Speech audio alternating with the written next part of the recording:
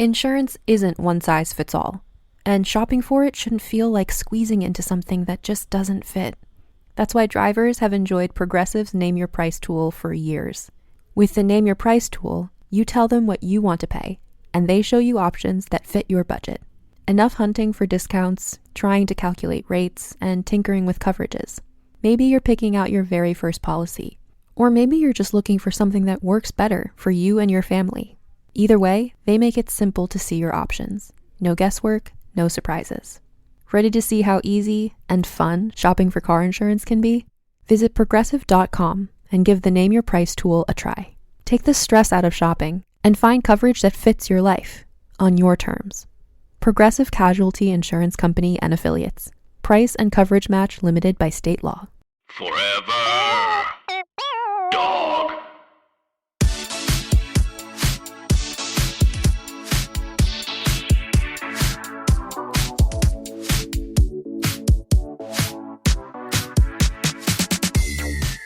Welcome back.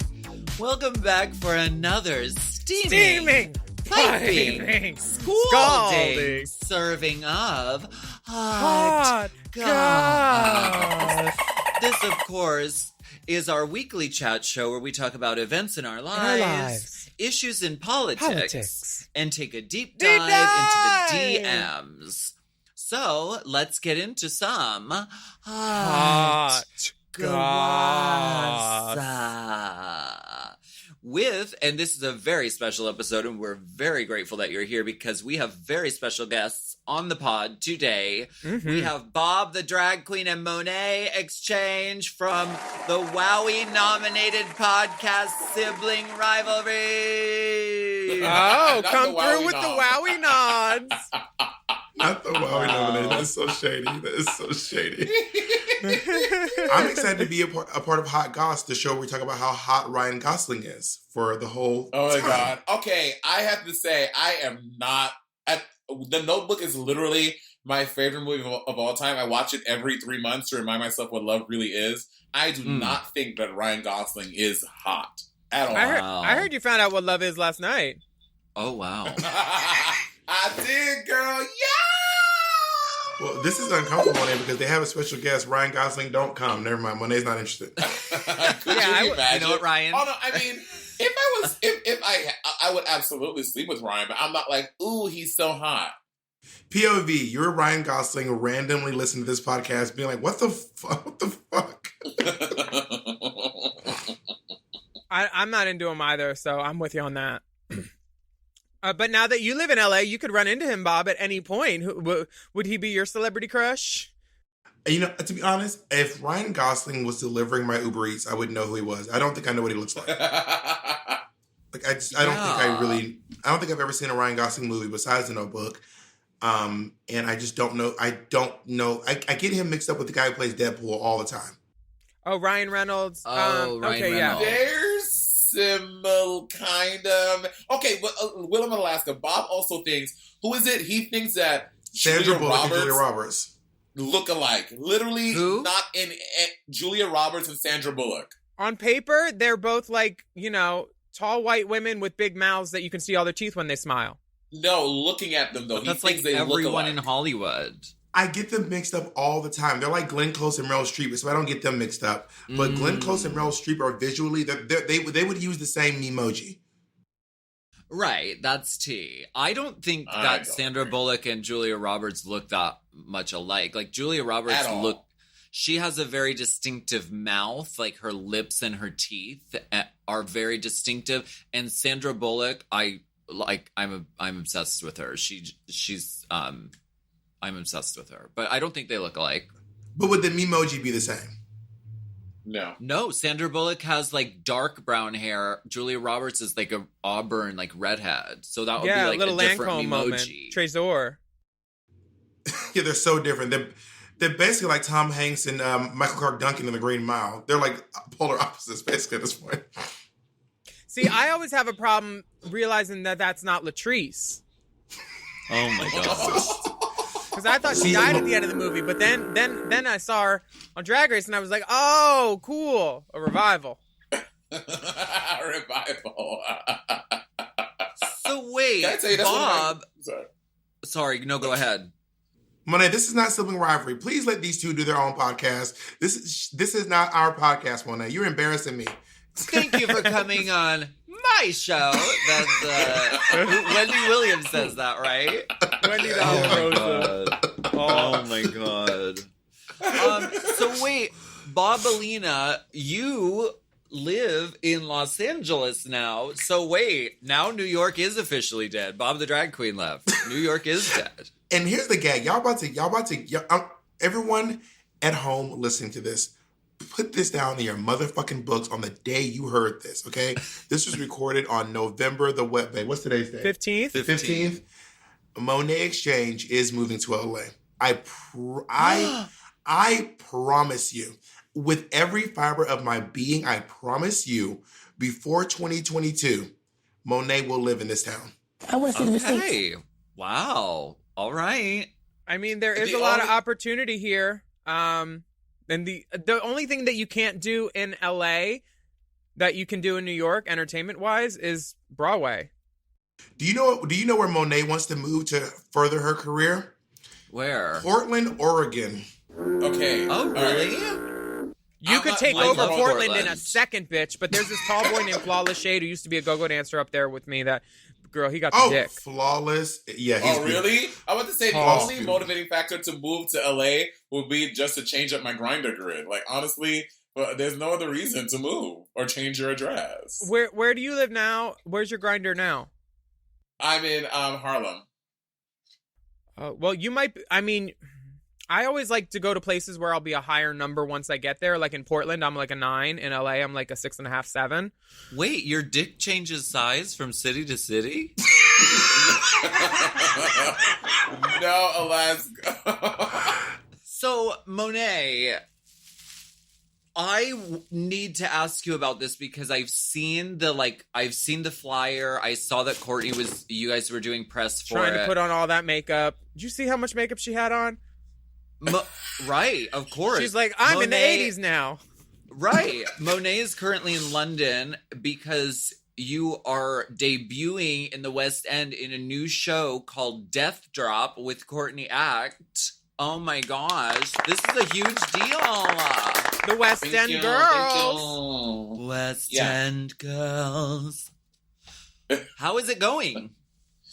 Well, love. So I've been here for about a week, and wow. I've been quarantining. Madonna, is that you? I'm not trying. It just comes out of me so organically. And so I've been here, and we start rehearsals tomorrow, actually. And no, we start rehearsals tomorrow. Are you off book? No, I'm not off book. But that's the thing about trying to memorize lines.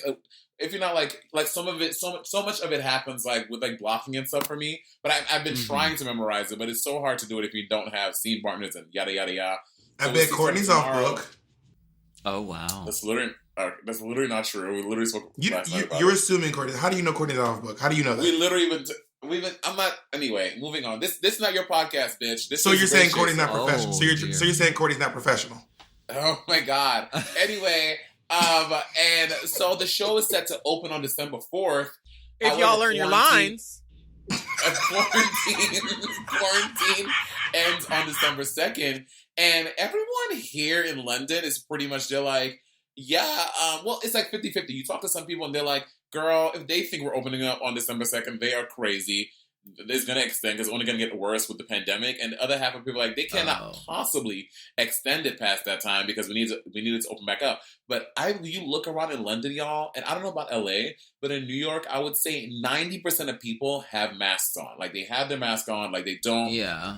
Outside, walking around, inside, they have it on. In London, it is about 25%. 20% of people have masks on. People just walking around outside with face covering, no mask. Never heard of a mask, don't know what a mask is, never seen one before, nor interested. Wow. Yeah, it's very interesting that they don't wear them here. So we'll see, girl, but hopefully everything goes well. Well, I hope it doesn't get worse, but I saw Courtney on Neighbors and the acting, I don't know. Oh my God. Hate it, man. Oh, wow. Yeah. I dare you to walk in and just start sharing drinks with everybody, Monet. Well, the production, there are all these COVID protocols. We have a rehearsal and there's testing. Like, they're being really, really, really diligent about keeping everyone safe and doing it all safely. But London at large, the city of London, is not a mask-wearing city like that. And is not learning your lines? Is that a part of the COVID safety things too? Oh my God. Are you social distancing from your script? Have you been social distancing from your script? Put my fucking dick on your forehead. How about that? Oh wow. Instead of those bangs? Or in addition to? Los Angeles, I feel like, is really a little bit loosey-goosey. Like, when I go and walk somewhere in Hollywood, it would not be 90% of people with masks on. It would be like 50% of people have masks Really? on. In LA? Yeah. Walking on the boulevard, near Hollywood Yeah. Boulevard, near where my spot is, like, I see people.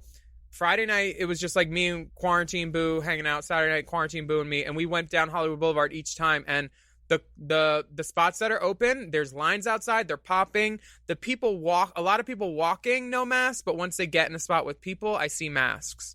But like, there's tons of people out here that just don't want to wear it. And I mean, it's. I Did guess y'all it's see like the governor of New Jersey? This reporter was like, "What do you say to people who are like, it's just really inconvenient. It's uncomfortable. I don't like wearing a mask." And he goes, "You know what else is uncomfortable? When you die." And I was like, "Damn." Wait, Chris Christie said that? No, the governor. No, Chris Christie's not the governor of New Jersey. Oh, good. Yes, I don't he like is. him. He's not. Christie's not the governor of New Jersey? He was the governor of New Jersey. Oh. What happened? Did he ask some girls for casting photos? Let me guess. You believe Willam again over me?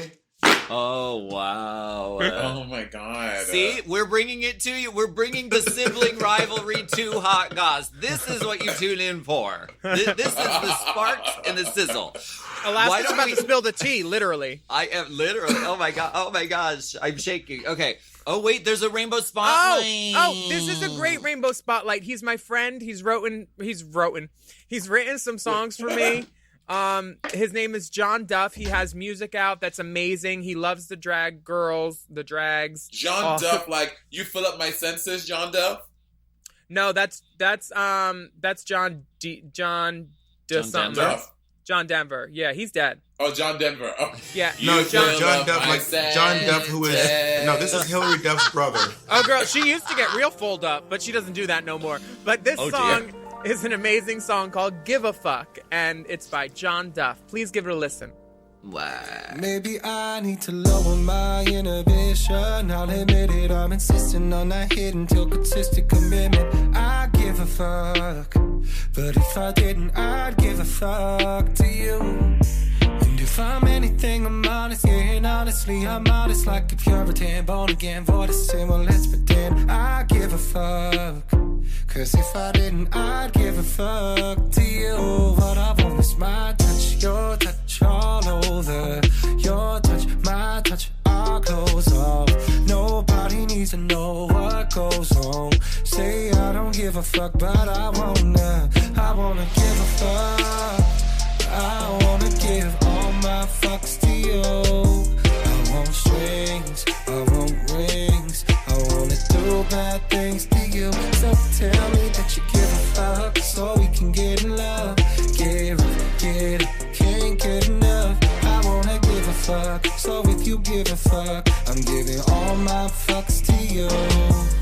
IDGF, an antonym, acronym to what I think that this whole hate. Why can't you be compassionate?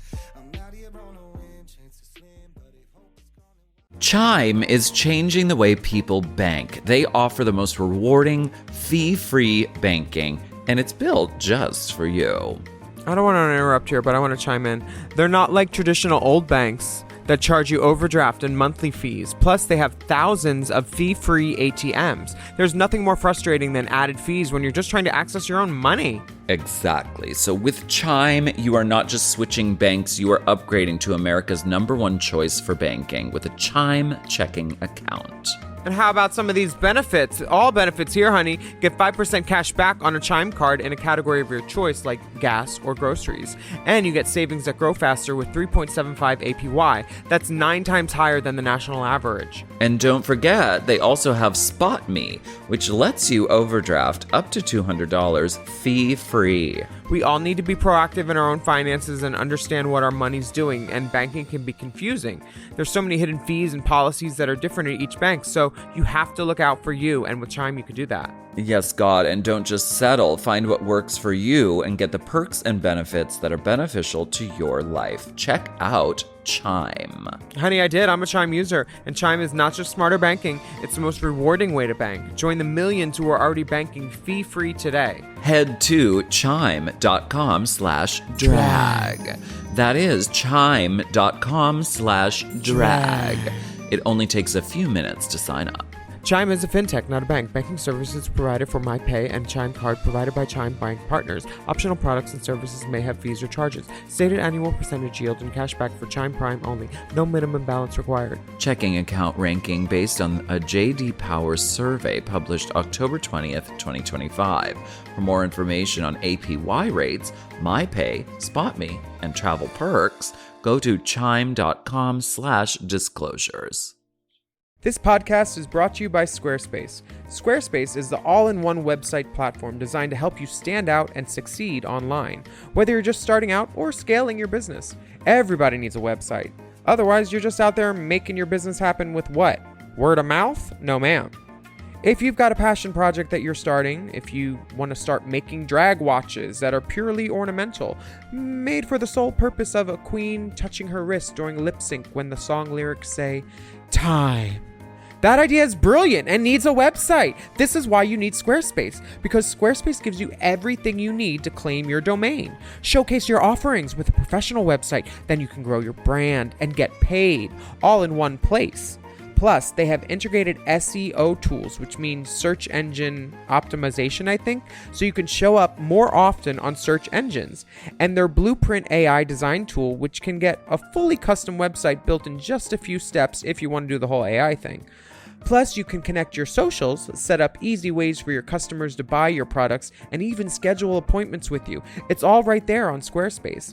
I've scaled a number of businesses in my time, and they have all needed websites because websites just legitimize you, you know? And Squarespace is a great spot for a creative person like me who needs to make a website and has great ideas but doesn't necessarily know the HTML, QRL, TMV of it all, you know? Because I'm not an IT whiz at all. But Squarespace makes it easy for me to select what I want and then put out a wonderful website. And it could be the same for you. You need to check out squarespace.com/drag for a free trial. And then when you're ready to launch, just use the offer code DRAG to save 10% off your first purchase of a website or a domain, which is kind of the same thing. Squarespace.com/drag. It's time to bust out the tongs and enjoy USDA certified tender steaks, juicy burgers, and more from Omaha Steaks. And you can get 50% off site-wide at omahasteaks.com. Plus, you get an extra $35 off with promo code YUM at checkout. Terms apply. See site for details. There's nothing like firing up that grill for the first cookout of the summer. And with so many protein options, you're bound to be able to make something for anybody. What better way to honor the Memorial Day holiday than with a meal from America's original butcher? Every entree is flash frozen, vacuum sealed, and ready for when you want to grill. Omaha Steaks removes the guesswork by delivering expert crafted beef with guaranteed quality and consistency. Start your summer off right with Omaha Steaks. Visit omahasteaks.com right now for 50% off site-wide during the Memorial Day sale. And for an extra $35 off, use promo code YUM at checkout. That's omahasteaks.com with promo code YUM at checkout. Terms apply. See site for details.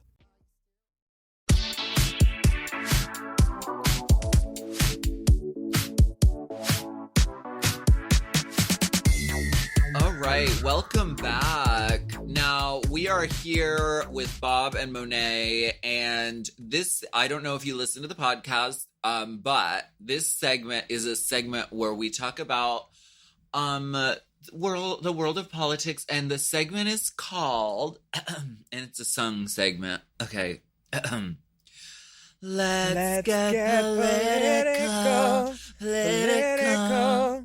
I wanna get political. Let me see your poli sci. Is that also was that a John Duff original? John Denver, actually. John Denver. Yeah, he's singing it from the grave. That's why it sounded like that. Also, by the way, John good Denver. luck with politics. Come on, Monet still thinks Chris Christie's the governor of New Jersey. So good luck. Bitch, I know more about politics than you. We did our Monet, political broadcast. Bitch, you still think Rudy Giuliani is the mayor of New York? On our political podcast, everyone was like, wow, Monet really knows a lot about this stuff. I'm like, yeah, I do. Yeah. I love how you pick up the mic so you can say it right into it. So the level of the sound wave will be enormous. You're not happy unless you're getting glitter and gloss on that fucking mic, are you? You want it like a club microphone with fucking hepatitis and Wet and Wild lip gloss. Oh my God, have you ever done the thing where, oh, sorry, I did it again. Have you ever done the thing where you're at a club and like you put the mic in your mouth and then afterwards you're like, this was a horrible decision? That's over. I mean, that I used to do that all the time, licking the mic, whatever. Now Courtney it's farted like, on it, remember? Right. That You is heard a it thing confirmed. of the past. Alaska's a super spreader. Confirmed. That's right. That's the headline on Gay Times. Alaska confirmed. Pink News will pick it up too. Right. Pink Super News. spreader. Yeah. All the big ones, all the huge ones. That is a thing of the past now. Like all that mic shit, like fucking licking people's faces or whatever. Like, Bitch, I I've can been never licking a do mic that all anymore. weekend. Hey, Mike. I bet. So this is a segment we call "Let's Get Political." There's a couple of things on here that I knew nothing about. Okay, what the thoughts on the Million MAGA March over the weekend? Okay, the Million MAGA March. They had it in fucking DC. First of all, these Fox News correspondents are so fucking dense. They're like online, like, look at these millions of people. Mama, if they were, I would say maybe about 50K. They're like literally nowhere close. I'm not trying to defend. I'm not trying to defend anything, but I think it's more of a moniker. Like when you call it the Night of 1,000 Shares, there's not really 1,000 there. And like at the Million Man March, there weren't a million people at the Million Man March. They were comparing it to the Women's March on Washington D.C., which literally had Millions. a million plus people, and they were like, oh, this is literally the same amount of people that were at the Women's March last year. And it's literally just not true. Not even close to being true. Well, Fox had a moment in time where they actually could have redeemed themselves as a network, but they full on sold their souls to the devil after this election. There was a moment where they were reporting the real stuff. And then after a while, they started being like, you know what? We think it's fraud too. Can we talk about voter fraud? Here's the concept of voter fraud is this. Someone said this and it's brilliant. If Joe Biden could convince red states and blue states and over 75 million people to collectively get together and do anything, bitch, he needs to be the fucking president. If you can orchestrate voter fraud between Georgia, Pennsylvania, fucking from sea to shining fucking sea, then bitch, that's the goddamn president we fucking need. It's also practically impossible. Right. And yeah, what Bob was talking about for Fox, they almost turned the tide. They were gonna have a Sibling Rivalry television show on the network to engage the Black queer artists, but they decided not to. So Alaska, if you believe that I got some land I want to sell you in Florida, girl. That did not. So wait, how many people did show up to the Million MAGA March? Is it 50,000? Like 10,000. It wasn't a girl. Less than DragCon. Close. Less than DragCon. Less than DragCon UK when they sold 11,000 tickets, but the capacity was 6,000. The less than that. Oh my God. Okay. Yikes. Honestly, they may be small in numbers, but they're fucking scary because there's people out there like chanting to like let that kid go that went up to Kenosha or wherever and then shot people. The 17-year-old, I think his name's Kyle, and they were like chanting for him to be let go. Like it was like, well, the Republican Party has chosen to be amoral. They have chosen to relinquish all of their morals And instead of supporting ideas and supporting concepts, they have chosen to put all their faith into a person, which is honestly the most fascist. Donald Trump follows the fascist handbook to a T. First of all, you tell everyone to believe that you have to convince your followers that you are the only valid source of information. You have to discredit every news source and make them believe that the only place they can find truth, the only place they can find truth is in you. And everything else is, bullshit. And they fucking fell for it. Yeah. It's crazy. Your earrings are cute. Thank you. That's so random. Thank you very much. So Monet, how many people were at the Million? You want to compliment my earrings, Willam? The connection's I have bad. those. I have those earrings, Monet. Oh, girl, I literally have ones. a bag of those. Yeah, I have a bag of them, and I just wear them all the time. You bought a whole bag of those? Oh my God. Yes. Okay, I am not a big dangly earring girl because when it gets tangled in your hair, you get it confused with your balls. You have a bag of earrings, and those are the ones you chose to put on you. I would have put the bag on.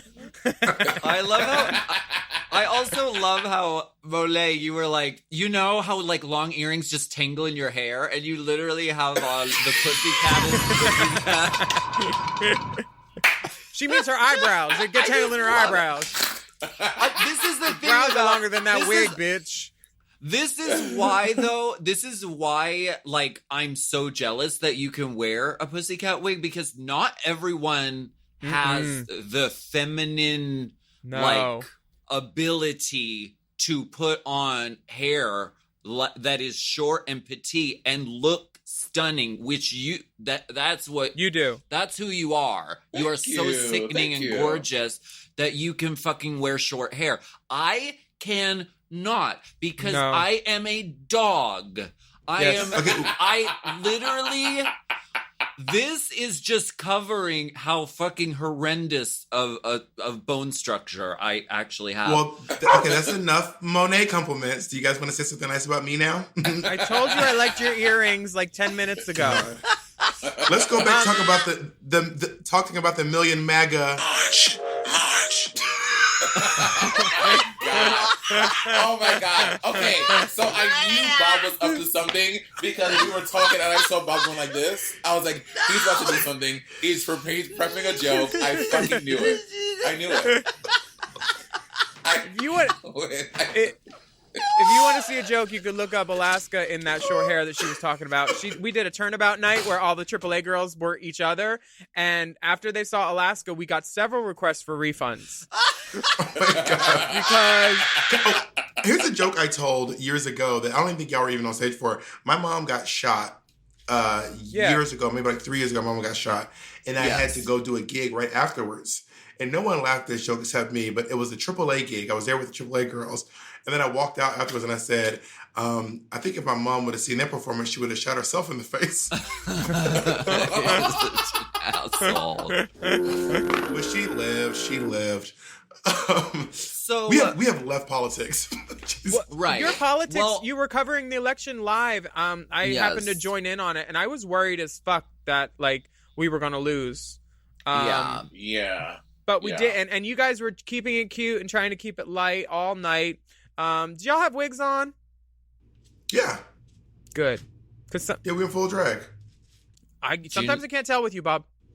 Oh my God, I was literally wearing this. Oh my God, what a monster. I was wearing this same. Me and Monet are both in the same situation. Me and Monet are not actually with all of our drag right now. So if you've seen me and Monet, that's probably better for your career, Bob. Oh my God. I hate it, bitch.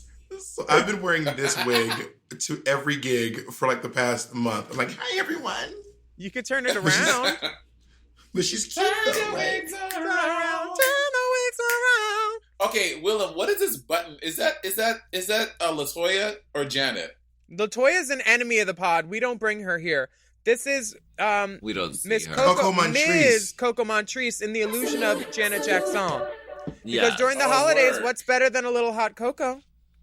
Monet, what kind of question is that? At what point? Okay, this is. I feel like that's clearly Coco doing an homage to Janet. At what point does LaToya ever do anything like that? Like LaToya ever did a promo photo? But first of all, gigs, where were they? This is a recreation of a Janet Jackson look, correct? Just like an exact replica. So what you're saying is it's not LaToya Jackson because it's a recreation of a Janet Jackson. I knew that it didn't look like Janet. So I was like, oh, was this like LaToya doing like an homage to Janet, and Willam got it at some celebrity something, and he's because everyone knows LaToya is known for her cosplay. Everyone knows that LaToya. She looks like a sad bridesmaid. I would actually like her a lot better. Yeah. Okay, wait, why is she an enemy of your pod? I want to know this hot goss. There are a few reasons. That's hot goss. There are a few reasons why LaToya is an enemy of the pod. It's because LaToya was a guest judge on season 5 of Drag Race, which I was on, and she was very unfair to me in her assessment. Hateful and delirious. So we have deemed her a deep enemy of the pod. Hate it, bitch. Do you remember when RuPaul kept trying to get her to say Ivy Winters, and she was like Ivy Winters? I was like, no, but trust me, you once said like this, and she goes, I said I'm Ivy Winters, and I was like, move on from I'll do anything for a bit, but this bit is dead. Let it go. They put it in the fucking special. That's crazy. Girl, can I tell you how many people from the Jackson family were famous? Like at least like 5 or 11 or something. If Joe Jackson didn't see it in you, if your own father, cut the cord, mama. What about Rebe? Oh my Justice God. for Rebe. Centipede. She had a song. Like she did something. Centipede. LaToya. POV, Ryan Gosling and LaToya Jackson are listening to this podcast being like, what the fuck? I mean, Rebe did raise Janet's love baby, didn't she? Oh my gosh. Oh my God, Willow, is that true? You know it is. You know she had a baby and she gave it away to one of her brothers and sisters. For sure. To the people at home listening, y'all don't see this. There's a clock counting down, and I feel like I have to say everything really fast before the clock expires on me. It's at 0, and we're just keeping on going. Why don't we take a break, and we'll come right... We're going to find out about the love baby, about LaToya's love baby, and we'll be right back.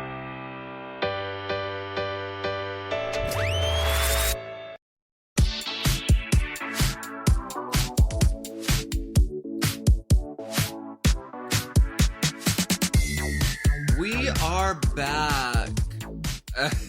And this is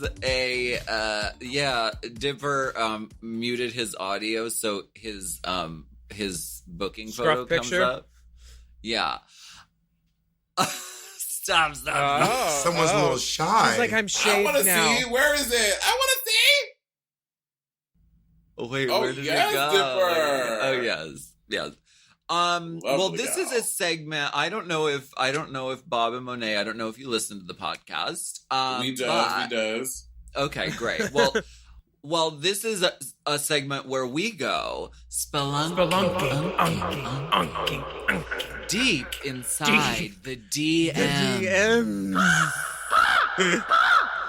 The first message comes from Elijah. It says, hello from the UK, longtime listener, first-time spelunker. I'm such a fan of the pod, and I think you are hilarious. You have brought so much joy and distraction these past couple months. I've literally listened to you so much that I catch myself lip-syncing along to all the advertisements in the breaks. Anyways, I wanted to write in to open up a conversation. We're not that predictable, but okay. Anyways, I wanted to write in to open up a conversation about the casting of queer characters in TV and film. I watched a British film called Tucked, which follows the stories of 2 drag queens, one of which is played by Jordan Stevens, boyfriend of That's So Upsetting, Jade Thirlwall.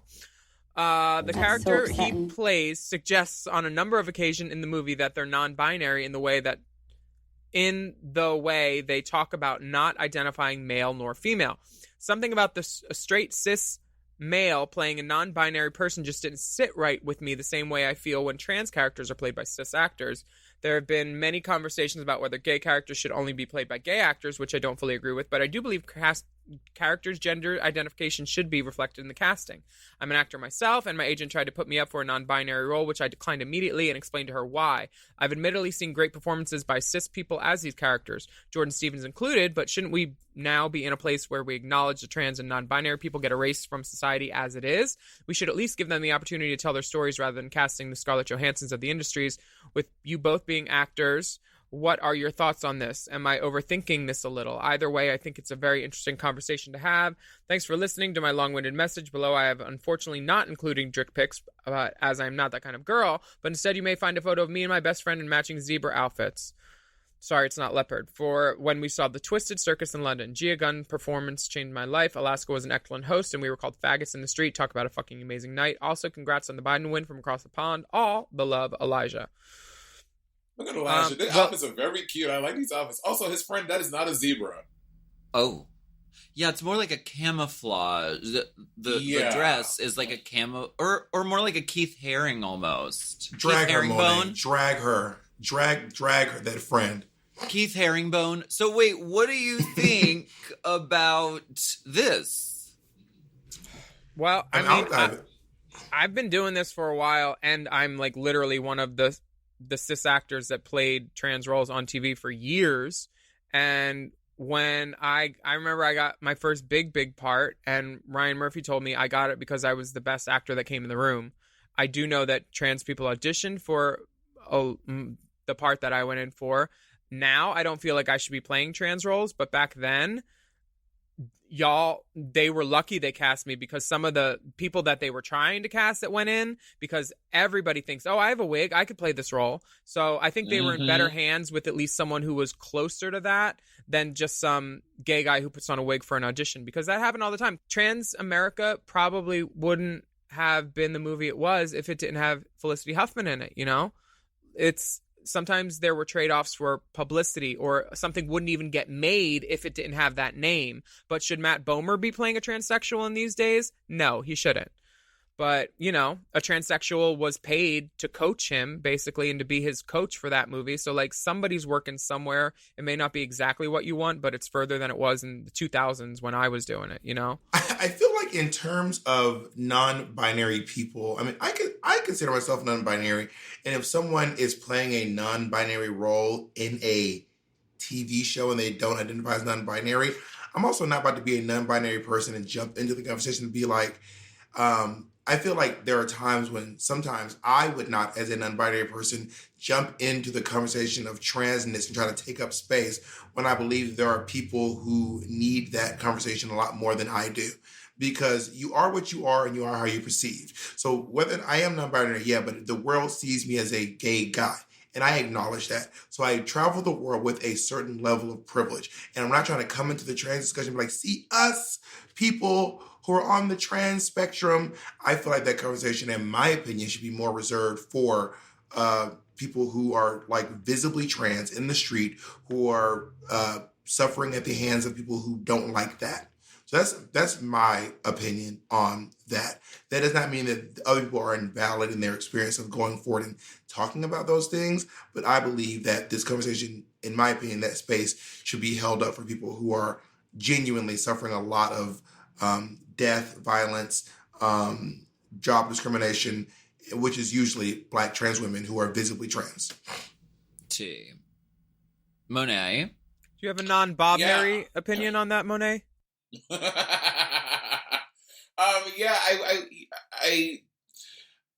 have flip-flopped on this like a lot of times, like, because I was back in the day, I was a person who was like, well, if you only want gay people to play gay characters, that means that gay people can't play straight characters, and I was doing those same mental gymnastics for trans stuff, and then, you know, a few years ago, I was listening to, I don't know what I was listening to. I think it was Janet Mock, and I want to say she was doing an interview on Seth Meyers or something like that, and I listened to her speak, and I was like, oh my God, how stupid am I? I'm like, trans folk are dismissed from the conversation so much. They just have so much less opportunity and access than a lot of us cis folk do. So I'm like, it makes sense when you have a trans role that it is inherently played by a trans person, because they just don't get enough access and enough opportunity as the rest of us do.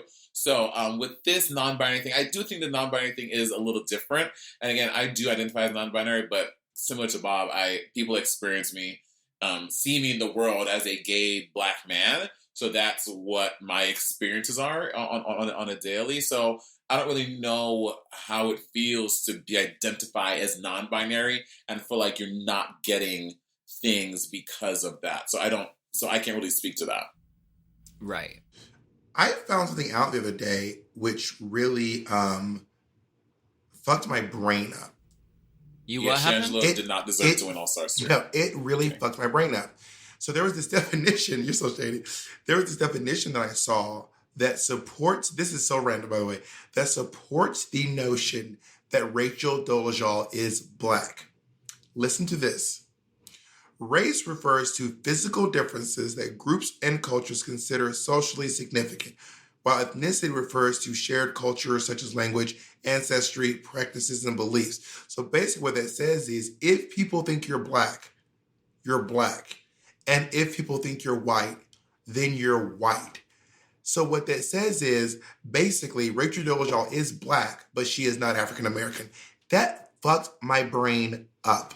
Well, Bob and I, we haven't done an episode of the podcast about it. I know it's kind of like playing on the lines of transracialism. This was a term that was introduced to me a few weeks ago, and I haven't really had time to sit with it. But the term transracialism, it's a great Scrabble word.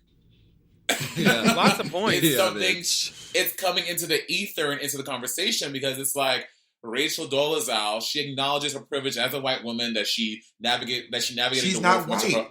Girl, based on the definition of the word race, she's not white. That's what is fucking my brain up.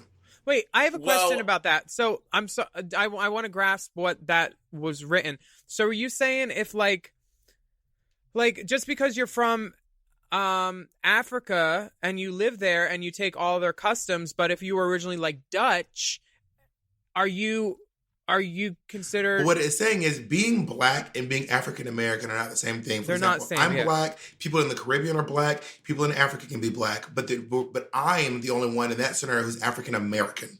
So there's being Black, there's being African American, there's being white, and then there's being whatever you are. And I'm just kidding. No, but there's like all these like different things. So I saw this definition recently that just kind of fucked my brain up, and I was like, wait, what? Because I did not realize the difference between race and ethnicity. I think it's a thing. Because going back to what you said, you are what you are. You are what you are. You are what you experience. And for all intents and purposes, Rachel Dolezal, she grew up as a white woman, whatever, all that stuff. But then when she was in her teens, she was like, I don't identify with this. And she like went to HBCU and she went to all the studying and she like, for all intents and purposes, did all the things to educate herself about Blackness and all of that stuff. So it's like, it's this weird, I don't know, it's a very strange discussion and I don't know how to feel about it. It's very weird. Wow. Alaska, would you like to share very pointed opinions about Blackness on this podcast? Well, right. Like, yeah. Yeah, definitely. Wow. No, I mean, it's something I want to look more into because like, doesn't that by the same token mean like if you're trans but you are passing as cis, does that mean that by that wait, race isn't this is about the word this race. Is about race. I have this thing that I say with Monét all the time. I say you are what you are and you are what you experience. So my thing is you don't have to be trans to have a trans experience in a moment. And I think that a lot of drag queens who have navigated the world with people who don't know what drag is have in a particular moment in time have had a trans experience within the confines of their life. And I think that that's why I say you are what you are in your experience. It's like my old assistant Luis, who looks white. He just looks like a white person, but he is very Latinx. I mean, he grew up in Latinx. He speaks Spanish. His family, both of his parents are from Latinx countries, and he's just a full-on Latinx person. But he is having a lot of white experiences because he doesn't have an accent, and he has blue eyes, and he looks white. So therefore, you are what you are, and you are what you experience. This message says, "Hi, Alaska, Willam, Bob, and Monét. Wow, this person knew that you both were going to be here. That's amazing. My name is Zach, and I'm a huge fan of the pod and have been listening since the very beginning. I moved back from back home from West Hollywood back in May and have been living with my parents and working remotely ever since. Extremely grateful to still have a job during these trying times. I plan on moving back to Los Angeles next March, and let's just say my patience is extremely excited for it. Before leaving West Hollywood, I split up with my boyfriend right before quarantine started. A lot of my friends in WeHo were made through him, and I'm not too confident I'll still have some of those friendships when I get back. So now that I've provided this lengthy context, my question is, what do you recommend a semi-shy single gay man do to meet new people in the City of Angels? Especially with quarantine, I see this being quite difficult. Attached is a dick pic for your enjoyment. And yes, I'm cut, but there's a chance the doctor did a half-assed job. Sincerely, Zacharina. Oh, he's cute. He's making bear face in that first picture, which is... That's a nice penis. Yeah, that's nice. Work. Not mad. Work Mary. Bob, like you said work. Yes, that's the catchphrase from We're Here. He's kind of like uncut. We have to talk a little bit now, because it's this whole thing of people making fun of me on We're Here because people will say these things to me. And then I'll... You say word. People would be like, this is my traumatic story. I've been through this. This is my life. This person died. And you're like, work. Layla's going to do your makeup. No. Okay, Monét can attest to this. I say work in all situations of life. Me and Monét can be in an argument. We could be dead ass serious. And I'd be like, work. Yeah. Work, bitch. Yeah. But it's not like a dismissal of those people, but yeah, work. Should I go on some advice? A great way to meet people, and I think that people are forgetting about this, because I don't think there's any shame in meeting personally. I'm also an open little, hoe basket, but I don't right now you can't meet personally. I'm talking. Okay, I'm gonna give him some He says when he gets back. So I'm assuming COVID's over because he's not in LA right now. If you were listening to the email, when he gets back after COVID's over, he's coming back to LA. And I think there's no shame in meeting people through, like, gay hookup culture. Yeah, I was gonna say anybody that you sleep with that you don't want to sleep with again, but they seem fun or have clothes that you want to borrow, become their friends. Or join like a dodgeball team. I made a bunch of friends on dodgeball. I don't know any of their names, but they're friendly. When they see me, they're like, "We play dodgeball." I'm like, "Oh, cool." You've been dodging balls a lot. Girl, I don't dodge them. I'll dive in traffic. I haven't been able to fart in 3 days. I'm waiting for that to come back. I love this message, though. He's like, hi, oh my God, I'm newly single, I'm hot, I have a huge dick. How do I meet people? Right. I'm moving to a giant metropolis. What am I going to do? Like, girl, you're going to be fine. You're going to be fine. Just fine. Yeah. Like, his picture and his dick, he's going to thrive in LA, bitch. Right. He's going to have a hard time not having friends. And if not, just do drag. And listen, if you don't thrive in LA, I feel like at some point you will literally thrive inside of Willam. So just come here. Right. No. Like, actually. He wouldn't make it past the front door of my house. Why? Not my type. Be all right. This is something I know we're like running out of time, but he kind of touched on it, and it's sort of like, I don't know, are gay people still hooking up even though it's fucking COVIDina? Is that safe? Is it acceptable? Is it permissible? I mean, to each their own. I'm making my decisions for my body though, and I've been no new dick since like. There's been one new dick, but I've known him for a while. But the one. Well, I mean, we've been fucking around, but like it never went in me until then. But there's been no new dick of note for sure. Well, I'm about to say a controversial statement. COVID is not an STD. So whatever you can get from proximity, if you are hooking up with one person or two new people, but you're hanging out with 10 new people, the person hanging out with 10 new people is going to have a higher chance of catching and spreading COVID than someone hooking up with less people. So it's about proximity. It's not an STD. It's not through semen. It's not through lesions. It's through proximity and breathing. Lesions. Well, actually, the nobody state of New watches York, that on FX. the state of New York, literally, the CDC of New York, they were like, "Hey, you guys can hook up. We encourage everyone to get glory holes. If you guys can get glory holes, yes, literally, our state was like, put glory holes in your home, put them in your hallways, have fun. Glory holes are safe to have sex with your Wow. yes. Really? Yeah. All right. Do you have any Willam. vacancies in your building? Willam, that's Wait, a Willam, you said that guy wasn't your project. type. What is your type? Now I'm so curious because it Not seems him. like you have an array. Yeah, I know what not him. He looks shy, and if he can't figure out how to have friends and to get friends, and he looks like that, I don't want to fuck with him. Got it. Oh. Got it. I like very confident people. I like people Drag her. that like. Yeah, no. He's not my type at all. As Bob would say, work. I mean, never mind. Thank you so much We're for here. listening to Hot Goss this week, and thank you so much to Bob and Monét for being here for this Race Chaser Sibling Rivalry crossover event. Yay. I love you both so much. I love you guys so much. For real. Do you have anything that you'd like to promote before you go?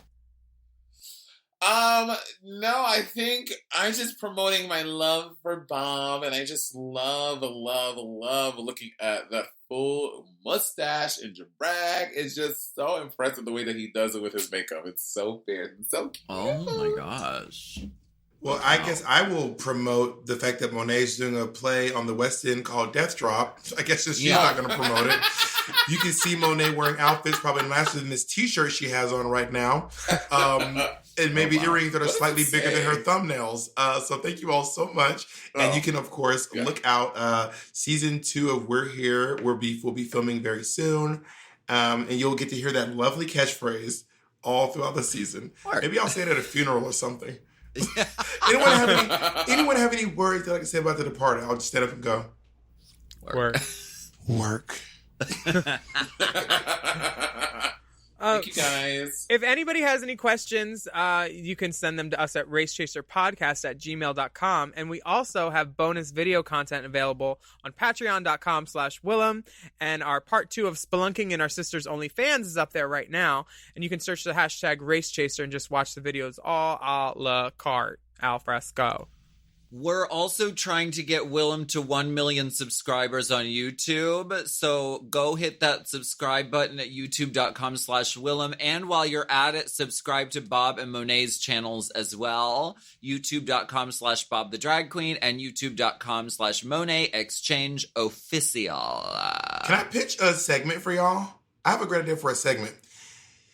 So it's called, I have an idea for a segment. It's not bonus. It's called Bone Us. What happens is one guy fucks both of you and then you just talk to him about it. Bonus. Okay.